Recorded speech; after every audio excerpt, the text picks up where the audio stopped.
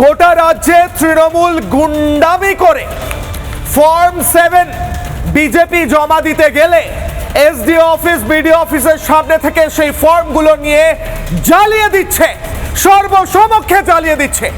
আর SDO BDO আমলারা বসে বসে দেখছেন, কিচ্ছুটি করছেন না। শেষ মুহূর্তে পুলিশ এসে দুপক্ষকে আলাদা করার রুটিন মাফিক নিয়ম পালন করছে। প্রশ্ন উঠছে, এ রাজ্যের আমলারা হঠাৎ করে এত তুলকালাম, এত অশান্তি, সব চুপটি করে মজা দেখছেন কেন? হুমায়ুন কবির এর উত্তর দিচ্ছেন। হুমায়ুন কবির বলছেন যে আসলে মমতার আমলারা মমতার বিরুদ্ধে চলে গিয়েছে। যতই স্টেজে হ্যাঁ ম্যাডাম, হ্যাঁ দিদি, হ্যাঁ ম্যাডাম, হ্যাঁ দিদি করুন না কেন, আসলে মমতার আমলারা মমতার বিরুদ্ধে কাজ করছেন।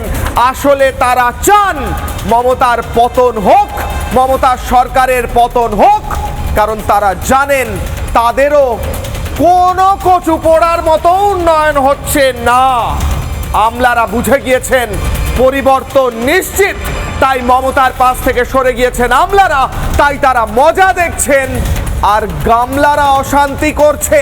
তৃণমূলের গামলা নেতারা, কোনো বিধায়ক, কোনো নেতা এসে ফর্ম 7 ছিঁড়ে জ্বালিয়ে দিচ্ছে, আর পুলিশ কিচ্ছুটি করছে না।